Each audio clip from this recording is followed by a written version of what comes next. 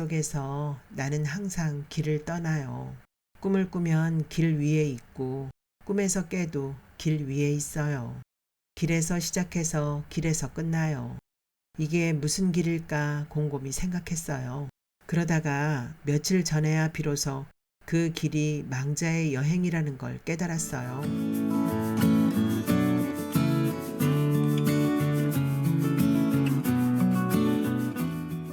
초지일관 그녀는 구경미. 그녀는 나는 도대체 왜 살고 있는 걸까? 라고 43번쯤 생각했다. 아무리 생각해도 살아야 할 이유가 없었다. 그렇다고 살지 않아야 할 이유도 없었다. 어느 날 문득 딱히 살아야 할 이유가 없는데도 살아가는 자신을 발견했고, 그러고 나자 사는 목적, 의미, 가치, 기타 등등 삶에 있어 꼭 필요할성 싶은 아무런 명분도 없다는 것을 덩달아 깨달아 버렸다. 그 증거로 그녀는 최근 몇 년 동안 삶의 명분이 되어줄 만큼 기쁨도 슬픔도 분노도 느끼지 못했다는 것을 역시 동시다발적으로 깨달았다. 깨달음은 한순간 그리고 한꺼번에 오는 것이다. 가끔 우울하다는 생각은 했다. 더 가끔 무엇에 대한 투덜거림인지도 모르면서 참 시시하다는 생각은 했다. 그러나 그뿐이었다. 우울하다는 생각은 기표화되지 않았다. 시시함 역시 삶의 천착으로 나아가는 능동적 혹은 파괴적 힘으로 발전하지 않았다. 그녀의 나이 31, 결코 짧지 않은 30여 년 동안 무탈하게, 달리 말하면 불행하지 않게 살아놓고 이제 와서 같이 운운한다고 누군가는 그녀의 도덕성을 의심할지도 모른다. 그래도 어쩔 수 없다고 그녀는 생각한다. 그녀는 43번이나 생각했지만 결국 해답을 얻지 못했다. 그녀는 그렇다 치고 남들은 그럼 왜 어떻게 살고 있을까? 그녀는 가장 손쉽게 고대소설을 떠올렸다. 최근에 읽은 만화도 생각났다. 이미 화석화되어버린 문자 속 인물들의 삶으로는 필요한 답을 얻을 수 없다고 그녀는 막연하지만 결론을 내리고 있었다. 살아있는 인물을 연구 대상으로 해야 한다. 살아있음으로 해서 유동적이고 가변적이며 예측 불가능한, 이왕이면 입을 열어 그녀의 물음에 또렷이 대답까지 해줄 수 있는 생명체. 누가 있을까? 그녀는 곰곰 생각하기 시작했다. 이왕이면 불행하기 짝이 없는 인물. 그러면서도 살아있는, 그리고 살아가는 주변인. 제일 먼저 떠오른 것은 고향과 부모였다. 아니, 부모로 대변되는 아버지. 바람기가 다분한 그녀의 아버지는 아내의 명을 재촉한 원인으로 지목되어 자식들의 원망과 외면을 받으면서도 10여 년 세월을 혼자 살아가고 있다. 그가 일으킨 적지 않은 사회적 무리로 인해 직장에서도 진작 물러났다고 들었다. 무슨 재미로 살까? 그녀는 천장벽지에 붉고 파란 꽃무늬를 쳐다보며 그 꽃잎 하나하나에 무슨 재미로 살까를 채워 넣으며 건성으로 중얼거렸다. 별 볼 일 없지만 자존심 센 한때 신문사 국장이라는 직위를 이용해 지방 유지로 군림하던 그녀의 아버지. 소심한 친구들로부터 한량이라 불리며 부러움과 시샘을 동시에 받았던 그녀의 아버지 오현종 씨. 한량이라는 별명답게 한량다워 보이는 일이라면 물불 가리지 않고 달려들었던 40대의 중년, 그의 여자들. 한 번의 작은 집 살림과 그의 당당하지만 어딘가 비굴해 보이는 변명처럼 여러 번의 지나가는 바람성 외도. 여자와 춤과 술, 셋 중 둘도 아닌 하나에만 미치도록 인간은 만들어져 있다고 누군가는 말했었다.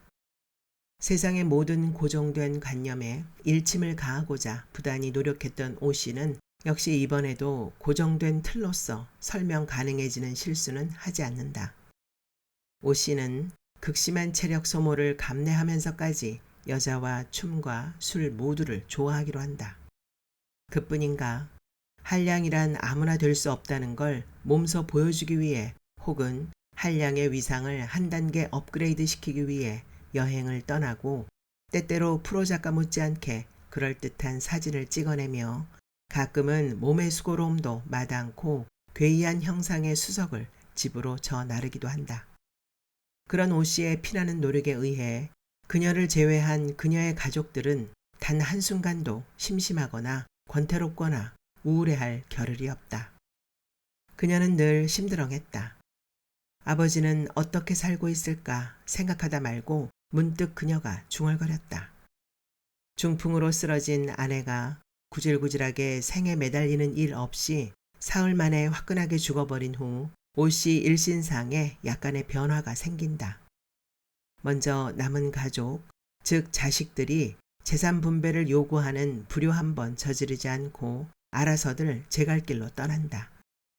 호련 이승의 모든 짐을 벗어던진 오 씨. 한량의 자유로움으로부터 한 세상 유유자적 유랑할 수 있음에도 불구하고 지체 없이 두 번째 부인 윤 씨를 맞아들인다. 윤 씨를 맞아들이기 직전 그녀는 아버지 오 씨로부터 가련한 인생구제 운운하는 기나긴 변명을 들어야 했다. 그래서 오 씨는 두 번째 부인 윤 씨와 알콩달콩 잘 살았던가. 그것은 처음부터 어긋나고 잘못된 만남이었다. 애초 가련한 한 인생 구제할 능력이 오 씨에게 없었음이 분명하다. 그러니 자연 구제가 아니라 동반 타락할 밖에.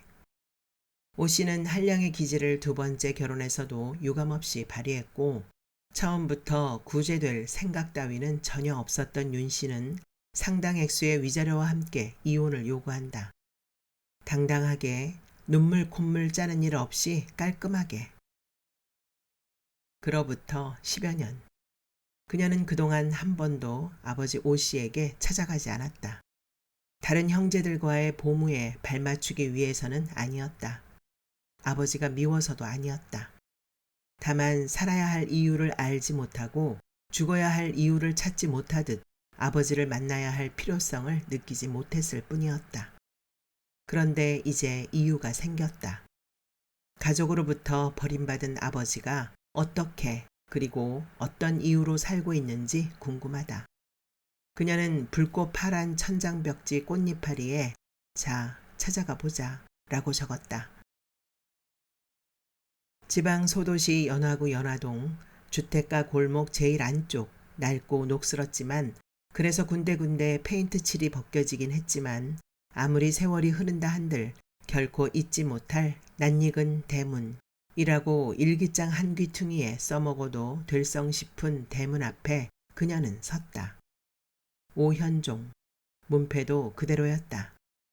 아버진 아직도 이곳에 살고 있구나. 10여 년 세월의 서먹함을 걷어내기 위해 그녀가 중얼거렸다. 아버지 하고 부르려다 그만두었다.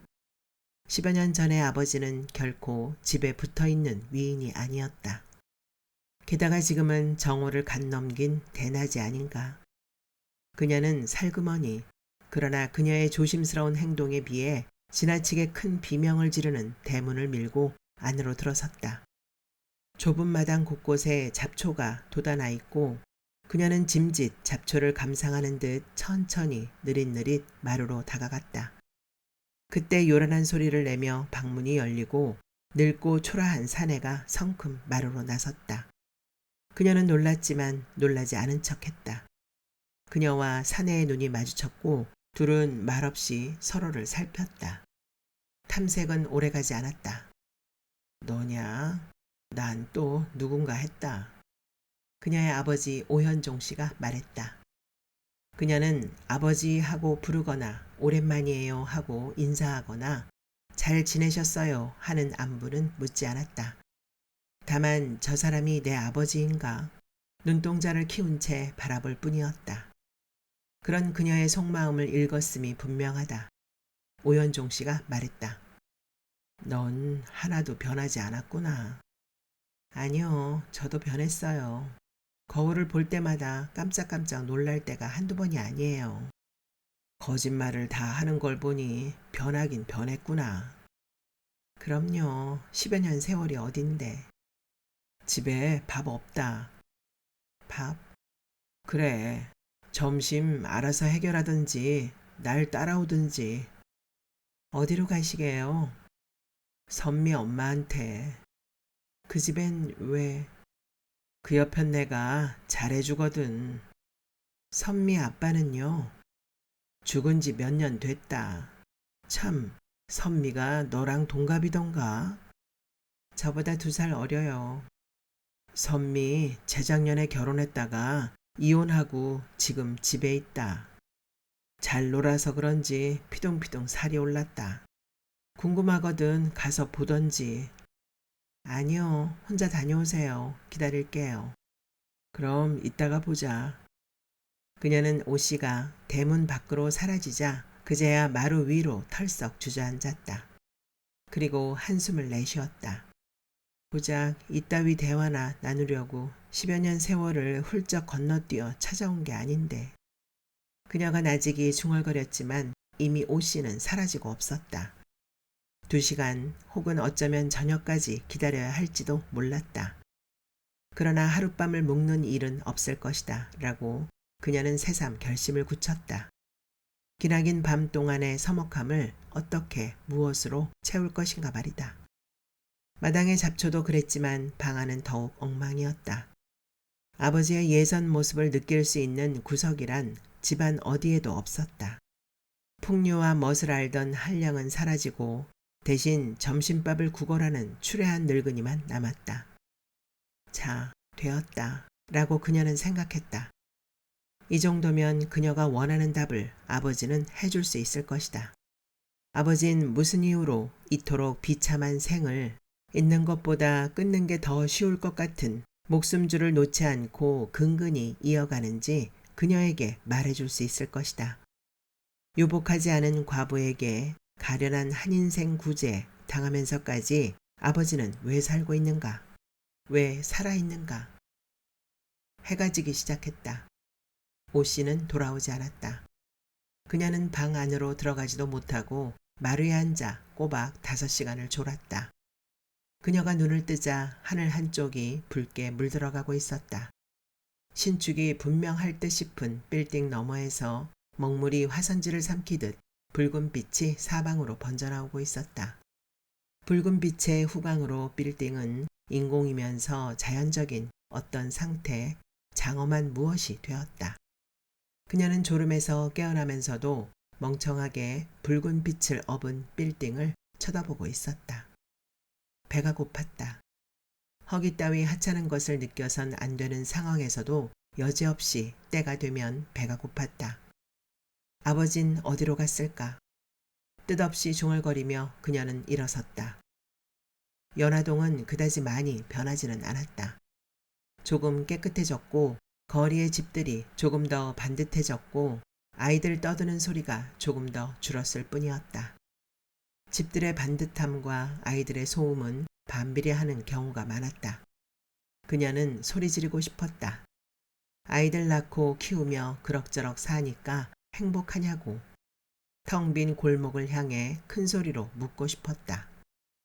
그러나 그러는 대신 그녀는 선민의 집을 벌어진 대문 사이로 엿보았다. 보이는 건 잘 닫힌 현관문과 불 켜진 창문 뿐이었다. 선미 아버진 왜 돌아가셨을까? 불 켜진 창문을 훔쳐보고 있는 동안 문득 그녀가 생각했다. 선미 아버진 필요 이상으로 반듯한 사람이었다. 지나치게 건강하거나 지나치게 병약하지는 않았지만 지나치게 양심적이었다. 그러므로 어쩌면 소심 중에서 비롯된 병인지도 모를 일이다. 혹은 소심 중에서 비롯된 이탈일지도 모른다. 반듯한 삶으로부터의 탈출, 너무 성실하게 산 사람은 일탈도 맘대로 못한다. 양심이 허락하지 않는 것이다. 단 한 번의 일탈은 곧 삶으로부터 이탈. 하지만 왜? 넌 왜 사니? 선미는 대답하지 않았다. 대답하지 않는 대신 눈을 동그랗게 떴다. 그냥 궁금해서 그래. 사람들은 왜 무슨 이유로 살까 싶어서. 여전히 선미는 대답하지 않았다. 대답하지 않는 대신 눈을 더 동그랗게 떴다. 말하기 싫으면 하지 않아도 돼. 그거 물어보려고 우리 집 기웃거리고 있었어? 아니, 아버지 아직 계신가 해서. 아저씨 아마 양지다방에 있을 거야. 그녀는 일어났다. 우선 배가 너무 고팠고 그다지 어둡지 않은 바깥에 비해 패스트푸드점은 불빛이 너무 밝은 데다 커피는 맛이 썼다. 선미는 뭐가 재밌는지 생글거리며 웃고 있었다. 그녀는 느릿느릿 걸으며 선미의 말을 되새김질했다. 선미가 말했다. 왜 사냐고? 이럴 땐 웃어야 하나? 언니가 왜 이런 질문을 하는진 모르겠지만 난 하고 싶은 게 많아. 그러니 자연 배우고 싶은 것도 많고 궁금하잖아. 만약에 10개의 상자가 있다고 쳐. 아직 5개밖에 못 열어봤는데 영원히 그 집을 떠나야 한다면 나머지 5개의 상자엔 뭐가 들어있을까 얼마나 궁금하겠어. 그래서 사는 것 같아. 예를 들자면 결혼도 그 10개의 상자 중 하나일 뿐이고. 언닌 안 그래? 선미는 피동피동 살찌지 않았다. 돈을 버는 것도 아니지만 집에서 잘 놀고 있지도 않았다. 외출해서 돌아오는 선미는 잽싼 몸 놀림을 위해 운동화와 청바지와 티셔츠 차림이었고 전체적인 이미지는 날렵함이었다. 그녀는 생각했다. 아버지가 거짓말을 했거나 아니면 가치관 차이일 것이다. 선미는 또 다른 세계를 꿈꾸고 있었다. 선미는 이혼한 여자 같지 않았다. 아니, 그 전에 선미는 결혼한 여자 같지 않았다. 아버지의 말은 어디까지가 진실이고 어디서부터가 거짓일까? 불현듯 정신을 차린 그녀는 떡볶이와 오뎅과 순대를 파는 포장마차 앞에 서 있는 자신을 발견했다. 그녀가 굶은 것은 아니었다. 아침 겸 점심으로 오전 10시에 밥 한 그릇을 비웠고 지금은 이제 겨우 저녁일 뿐이었다. 하루 2끼만 먹는 그녀로서는 이 허기가 어디서 기인한 것인지 알지 못했다. 아니, 알지 못하는 척했다. 사실 그녀는 집에 밥이 없다는 아버지 오 씨의 말을 듣는 순간부터 배가 고팠음을 진작부터 잘 알고 있었다. 그녀가 말했다. 사람들은 왜 떡볶이를 먹는 걸까요? 포장마차 여자는 대답하지 않았다. 대답하지 않는 대신 좀 어리둥절한 얼굴로 그녀를 쳐다보았다. 그녀가 말했다. 이 동네엔 먼지도 많고 덤프 트럭도 자주 지나다니고 그릇에는 세균이 바글거리고 발밑으론 커다란 쥐가 내달리는데 그때 차도로 덤프 트럭이 한 대 굉음을 날리며 지나갔고 먼지가 일었고 커다란 쥐 한 마리가 잽싸게 하수구로 들어갔다. 포장마차 여자가 입을 열기 전에 그녀가 먼저 말했다. 떡볶이 1인분, 순대 1인분 많이 주세요. 혁, 들릴 듯 말 듯 그녀가 중얼거렸다. 포장마차 앞에 서서 떡볶이를 먹던 그녀는 뜻밖의 초등학교 동창 혁을 만났다. 아니다, 발견했다. 그녀가 서 있는 포장마차 앞을 혁이 비틀거리며 지나갔다. 그녀는 처음에 혁이라고 낮게 불렀다가 혁이 돌아보지 않자 조금 더 크게 불렀다. 그래도 혁이 고개를 돌리지 않으므로 야 하고 포장마차 여자가 깜짝 놀랄 정도로 소리 높여 불렀다. 마침내 혁이 그녀를 쳐다보았다. 혁의 눈동자가 그녀의 포크에 찍힌 순대 알만하게 커졌다. 그녀는 혁을 따라 내내 혁이 있던 바로 들어갔다. 바의 혁 탁자에는 빈 맥주병이 2열 횡대로 세워져 있었는데 그녀는 숫자를 세다가 그만두었다. 이미 혈중 알코올 농도 10% 이상을 기록하고 있는 혁은 우연과 반갑다란 단어를 연발했다. 31라는 많지 않은 나이와 고향이라는 점을 감안할 때 그다지 우연 같지도 그러므로 딱히 반가워해야 할 것 같지도 않지만 그녀는 반론을 제기하지는 않았다. 그렇다고 이 발견에 따른 만남이 전혀 우연이 아니라고도 전혀 반갑지 않다고도 할 수 없기 때문이었다. 혁은 심하게 발음이 꼬이며 횡설수설했다. 초반 10여 분간의 횡설수설에서 그녀가 알아들은 거라면 혁이 그의 인생에서 절반은 룸펜으로 또 절반은 마지못해 다니는 직장인으로 살아가고 있다는 것 정도였다. 설마 나 만나러 온 건 아니겠지? 혁이 물었다.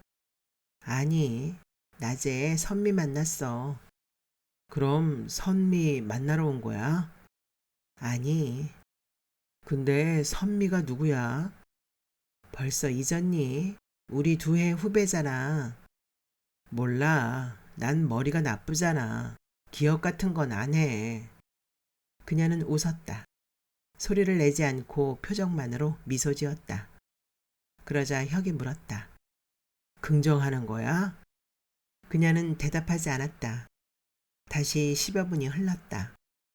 그 10여 분 동안의 횡설수설에서 혁의 부정확한 발음과 거대한 소음을 뚫고 그녀가 간신히 알아들은 것은 혁의 성격으로 보나 불필요한 노동은 하지 않겠다는 소신으로 보나 절반의 직장인은 그의 적성에 꼭 맞으며 그것은 혁도 잘 알고 있다는 것.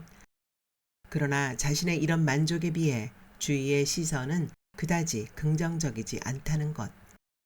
오히려 혁의 만족은 그의 무능함과 게으름을 더욱 부각시키는 역할밖에 하지 않았다는 것.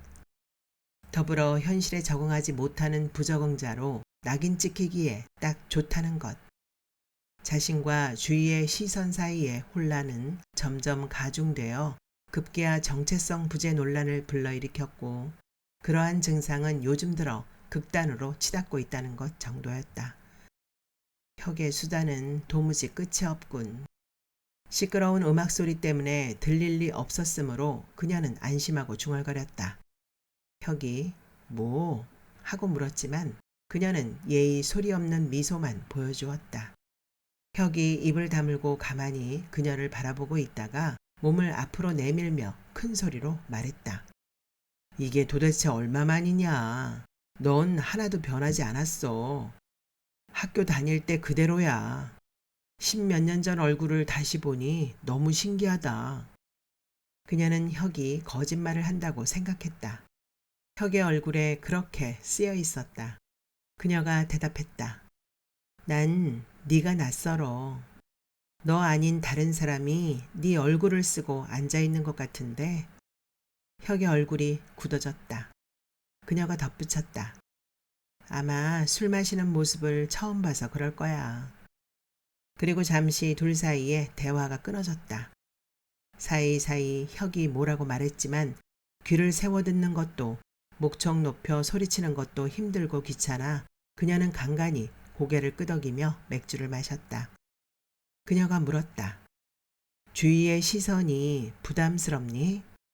왜? 주위 시선 때문에 정체성이 혼란스럽다며. 아마도 좀 전에 한 말을 간추리면 그렇다가 되겠지. 부담 같은 거 가지지 않으면 되겠네. 그럼 문제 없는 거잖아. 근데 그게 쉽지 않으니까 문제지. 사는 건 내 맘대로 되는데 생각이란 놈은 종종 내 통제 영역에서 벗어난단 말이야. 사는 건 내 맘대로 된다? 너무 쉽게 하는 말 아니야? 쉽지 않을 이유는 또 뭐야? 넌 왜 사니? 그럼 죽어야 돼? 아니, 사는 이유를 듣고 싶어. 맥주 마시려고 산다. 왜? 이 세상에 존재하는 맥주란 맥주는 다 마셔보려고. 맥주는 마셔서 뭐하니? 뭘 하려는 게 아니라 마시고 싶으니까. 그게 사는 이유가 될 순 없어. 그녀는 제법 단호하게 말했다. 맥주 마시려고 산다면 그렇다면 정말이지 삶이 아무것도 아닐 거라는 생각이 들었다. 삶이 아무것도 아니라면 아무것도 아닌 삶에 전전긍긍할 필요도 힘겹게 매달릴 필요도 또 계속 유지할 이유도 없을 것이다. 그러나 사람들은 삶에 초연하지 못했다. 전전긍긍하고 매달리고 어떻게든 이어가기 위해 발악하지 않는가. 만약 삶이 아무것도 아니라면 그렇다면 이 사람들은 뭔가 말이다. 그러므로 삶이 아무것도 아닌 것이 되어서는 안 되었다. 왜 사는가에 대한 답을 구하기 위해 10여 년 만에 고향을 찾은 그녀 자신을 위해서라도 그녀는 다시 한번 단호하게 못 박았다. 그게 사는 이유가 될 순 없지. 그러자 혁이 다소 짜증난 얼굴로 불쑥 소리쳤다. 맥주가 떨어졌어. 웨이터를 불러야겠어. 그게 사는 이유가 될 순 없다고 했어. 왜 안 된다는 거야? 그냥 맥주 마시려고 산다면 너무 웃기잖아. 난 멋지게 살고 싶어. 그 다음엔 멋지게 사라져야지. 자살? 필요성과 적절한 타이밍을 찾을 수만 있다면 멋지게 죽으려고 산다는 말이니? 아니, 멋지게 살려고 사는 거야. 혁이 말했다. 잠시 생각하다가 그녀가 물었다. 언제쯤 멋지게 살 수 있는데? 모르지. 지금은? 몰라. 10년 뒤엔 멋지게 살 수 있을까? 모른다고 했잖아.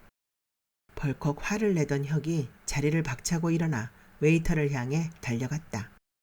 그런 다음 그의 멱살을 잡아 앞뒤로 서너 번 흔든 뒤 바닥에 쓰러뜨렸다. 이유는 사람을 우습게 본다는 것이다. 웨이터가 항변을 하자 혁이 부르짖었다. 그럼 왜 불러도 오지 않는 거야? 오 씨는 정말 양지다방에 있었다. 저녁은 또 어디서 해결했는지 느긋한 얼굴로 앉아 커피를 마시고 있었다. 늙고 초라한 얼굴이 웃음이라는 근육의 이완으로 인해 퍽 희화적으로 보인다고 그녀는 오랜 시간 양지다방 입구에 서서 생각했다. 마담으로 보이는 여자가 그녀의 위아래를 훑어보았다. 그녀는 기분 나쁘지 않았다. 직업 소개서에서 왔어요? 마담이 다가와 나직이 물었다. 마담이 그렇게 물었어도 그녀는 기분 나빠하지 않았다. 기분 나빠하지 않는 대신 당신은 왜 살아요? 하고 묻고 싶었다. 트림이 나오려는 걸 간신히 참았다. 묻고 싶은 것도 간신히 참았다. 조용히 소파에 앉았다. 마담의 투명한 얼굴을 올려다보며 그녀가 말했다. 커피 주세요. 진하게. 오 씨는 연신 웃고 있었다. 웃는 이유는 너무 뻔했다. 옆에 앉은 여자에게 잘 보이기 위해서였다. 여자는 양지다방 레지로 보였다. 오 씨는 쉬지 않고 질문과 농담을 번갈아 던졌다. 그리고 쉬지 않고 웃었다. 레지는 대답할 때도 있었고 그렇지 않을 때도 있었다. 웃을 때도 있었고 웃지 않을 때도 있었다. 그래도 자리는 뜨지 않았다. 적당히 애교도 있었다. 토라진 척 하기도 했다. 신참은 아니었다. 20대 중후반의 중견 레지였다. 오 씨의 목소리는 다방 구석구석까지 잘 들렸다. 손님은 두셋이 더 있었다. 오 씨와 잘 아는 사이인 듯 했다.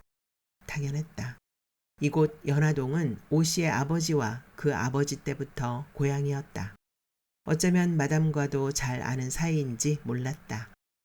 연화동과 마담이라는 든든한 동아줄을 움켜쥔 듯 보이는 오 씨는 딸보다 어린 여자와 시종 노닥거리고 있었다. 중견 레지와의 농담 따먹기에서 톡톡히 재미를 보고 있었다. 예전에 멋과 풍류를 알던 한량은 온데간데 없이 사라졌다. 한량은 정말 멋과 풍류를 알았을까? 혹 아는 척 한 건 아닐까? 그러면 또 어떤가? 알았든 아는 척 했든 무슨 상관인가? 오히려 더 잘 되었다 하고 그녀는 생각했다. 아는 것과 아는 척 하는 건 결국 자의식이 발동하고 있다는 것. 오히려 단순히 아는 것보다 아는 척 하는 것이 자의식 발동량이 더 많을 것이다. 알지 못한다는 부끄러움과 자괴감을 선명하게 느끼고 있을 것이므로 그러므로 오히려 더 잘 되었다. 아버진 왜, 무슨 이유로, 무슨 생각으로 살아가는지 또렷하게 말해줄 수 있을 것이다. 레지가 말했다. 아니, 레지는 줄곧 말하고 있었는데 어느 순간부터 레지의 말이 그녀에게 들려오기 시작했다. 미국에 있다는 그 아들은 도대체 언제 오는 거예요? 곧 오겠지. 아버지를 이렇게 버려두는 게 무슨 아들이야. 외상값은 쌓여만 가는데. 걱정 마라. 외상값 쌓였다고 마담이 날 쫓는 일은 없을 테니. 또 그 소리. 정말이야. 마담한테 물어봐. 누구 돈으로 이 다방 차렸는지. 지 엄마가 나하고 재혼 안 했으면 어림도 없지. 물어도 언니는 대답 안 하던데. 그러니까 참말이지. 걱정 말어라. 곧 떼돈 번 아들이 네 앞에 인사하러 올 날 있으리니. 레지가 유쾌하게 웃었다. 정말로 믿는지 어떤지 분간이 서지 않는 웃음소리였다. 레지가 웃자 오씨가 덩달아 웃었고 오씨와 잘 아는 사이인 듯한 두셋의 손님은 그런 둘을 비웃었다. 두셋의 손님이 미국에서 체류 중이라는 아들을 두고 딴지와 시비를 걸어도 오씨는 그때마다 호인처럼 웃어주었다. 화내지 않았다. 화내지 않는다는 사실이 그녀를 화나게 했다. 그녀는 오씨의 자의식 발동이 제로일지도 모른다는 생각을 연화동에 온 뒤 처음으로 했다. 그러나 절망하지는 않았다. 인간이란 본디 1000개의 얼굴을 가지고 있는 바 바깥에서의 얼굴이 다르고 안에서의 얼굴이 또한 다르지 않은가. 그녀는 절망하지 않았다. 대신 아버지는 마치 연흥분의 집에 둥짓은 늙은 참새처럼 살아가고 있다라고 생각했다. 직설적으로 표현하자면 아무것도 얻어먹을 것 없는 연화동이라고 하는 가난하기 짝이 없는 집구석에 더부살이하는 태평하고 게으른 늙은 참새 같다는 말이다. 어느덧 9시가 가까워오고 있었다. 오씨가 일어났다. 오씨가 일어나자 레지도 일어났다. 오씨와 레지는 마담을 한번 일별한 후 나란히 다방을 빠져나갔다.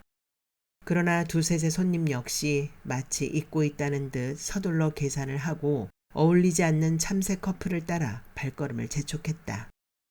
그녀는 일어서지 않았다. 오씨를 따르지도 않았다. 처음엔 오씨를 따라 일어서려고 했다. 원래 계획대로 한다면 오씨가 나간 뒤 5가지 세고 일어나 다방을 나선 다음 1층으로 내려가는 계단이거나 대로로 통하는 골목에서 아버지 하고 불러야 했다. 그런 다음 해장국집이나 곱창집으로 유인하여 소주를 먹이고 배불리 안주를 먹이고 분위기를 녹인 뒤 왜 사느냐 하고 물어야 했다. 그러나 그녀는 식은 커피를 내려다보며 커피 위로 흰 띠를 두르고 있는 프림을 휘저으며 가만히 앉아 있었다. 그녀가 있어야 할 자리에 레지가 있으므로 그녀는 없어야 했다. 레지가 있어야 할 다방에 레지가 없으므로 다방에는 마담과 그녀 둘뿐이었다. 카운터 안쪽에 앉은 마담이 그녀를 바라보고 있었다. 그녀는 고개를 들고 날아오는 시선과 마주했다. 피할 이유가 없으므로 그녀는 피하지 않았다. 째깍거리는 소리를 내며 시계바늘이 돌아갔다. 누구시죠? 마침내 공손한 목소리로 마담이 물었다.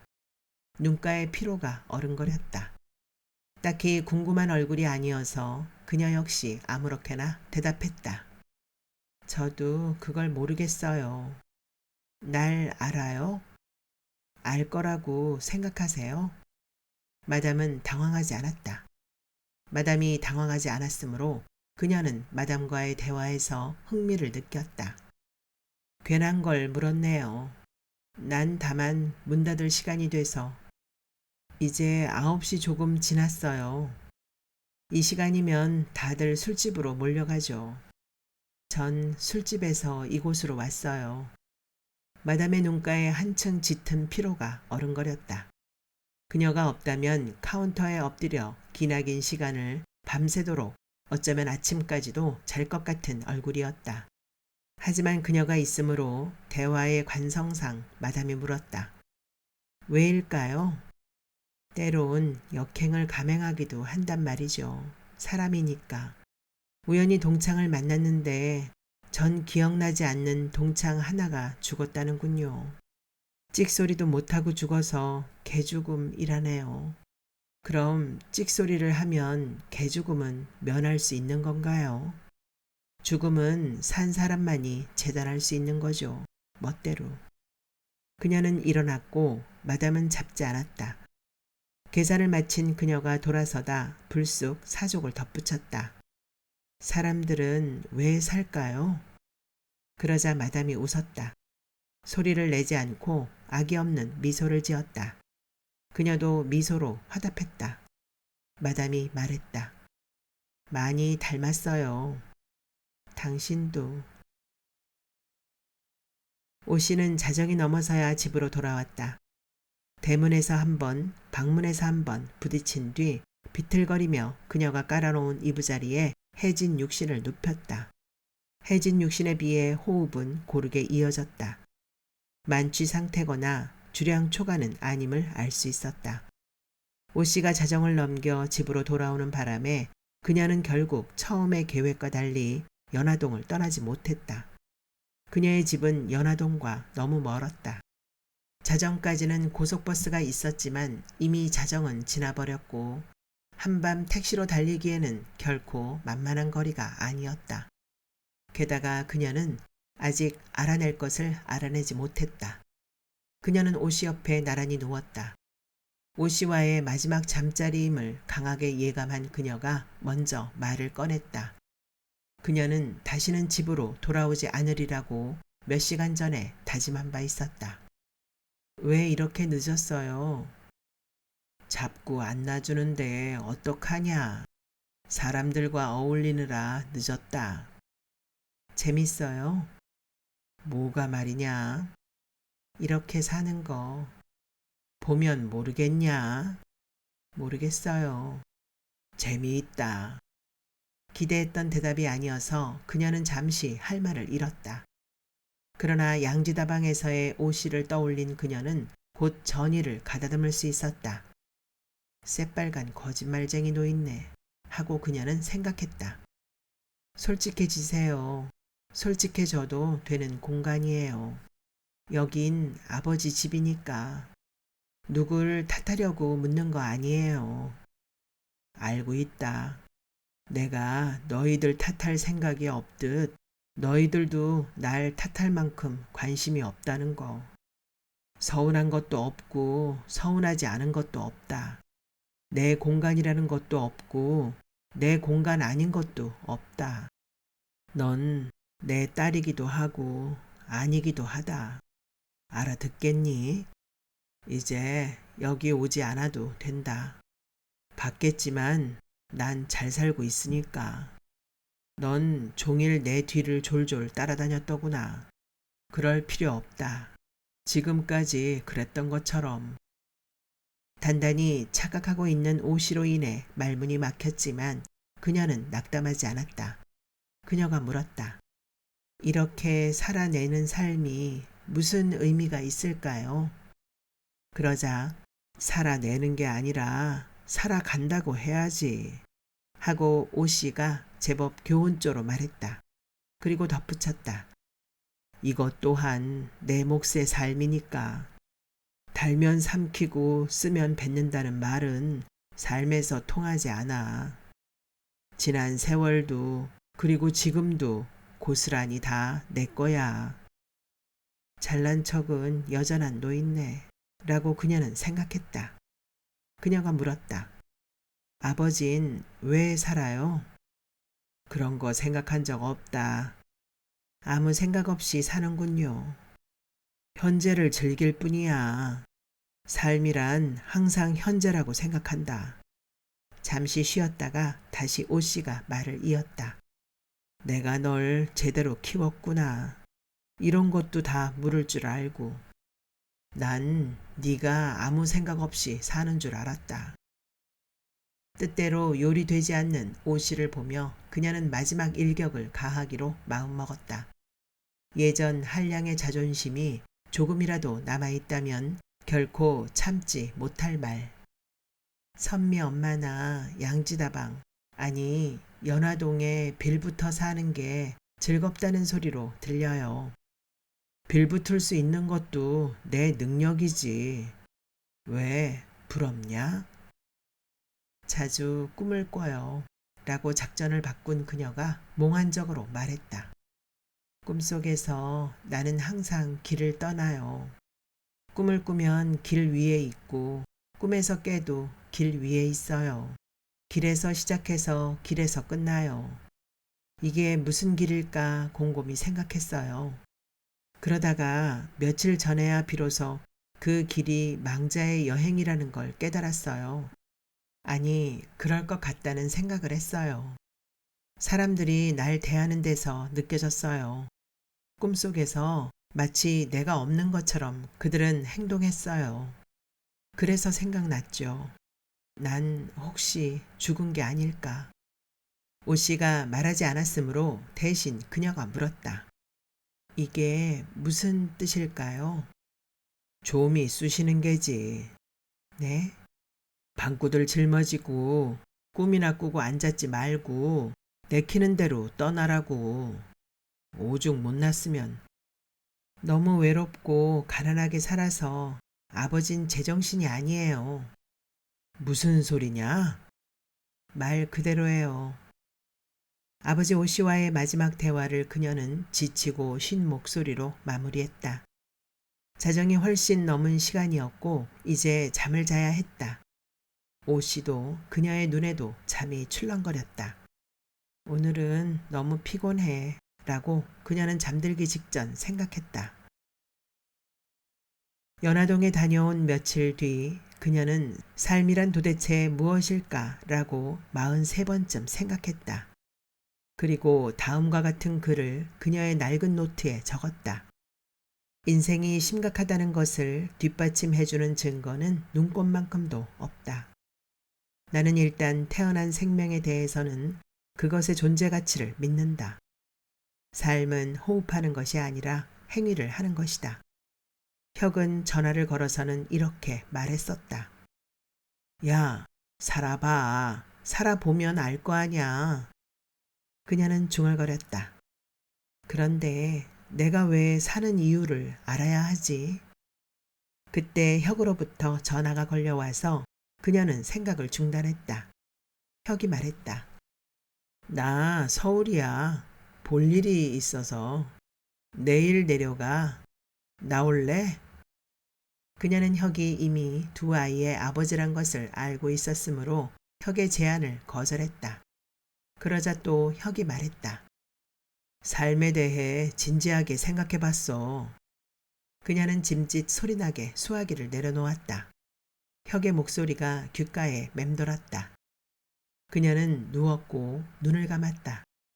아무것도 생각하지 않기 위해 노력했다. 아무것도 생각하지 않기 위해 아무것도 생각하지 않으려는 생각을 돕기 위해 잠을 청했다. 그러자 잠이 몰려왔다. 그녀가 잠드는 데는 채 20분이 걸리지 않았다. 평소에 한두 시간에 비하면 장족의 발전이 아닐 수 없었다. 서서히 잠속으로 빠져들며 그녀는 장족의 발전 하고 중얼거렸다.